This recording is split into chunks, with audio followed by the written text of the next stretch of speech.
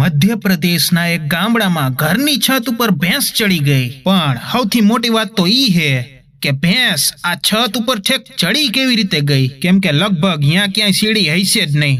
જો સીડી હોય તો આવડી મોટી ક્રેન થોડીક બોલાવે અહીંયા કઈ ભેંસ ઉતારવા. એક મોબાઈલ વાળાને પૂછ્યું ને કે આ ભેંસ અહીંયા ચડી કેવી રીતે ગઈ હશે, તો મોબાઈલ વાળાએ શું કીધું ખબર હે? ઈ કે એનું રિચાર્જ પતી ગયું હશે ને એટલે રિચાર્જ કરાવવા ઉપર ચડી છે. લે પછી એક જણો વડાપાઉં બનાવતો તો એને પૂછ્યું ને તો કે ભેંસને ઈ કે ભૂખ લાગી હશે ને એટલે કે છત ઉપર વડાપાઉં ખાવા ગઈ હશે. બોલો. પ્લેનના પાયલટને પૂછ્યું ને તો ઈ કે ભેંસને હે ને છત ઉપરથી ઉડવાનું મન થયું હશે ને એટલે ઉપર ચડી હશે. એક જણાએ તો એમ હોતન કીધું કે ભેંસનો બોયફ્રેન્ડ હે ને ઉપર છત ઉપર રાહ જોતો હશે એટલે આ એની ગર્લફ્રેન્ડ હે ને એને મળવા ગઈ હતી. બોલો. तेरा बाप यहाँ छोड़कर गया था कि तेरी माँ? જો તમારા આવા જ કંઈક વિચાર હોય ને તો કમેન્ટ કરીને લખજો, ક્યાંક ભૂલી ન જતા.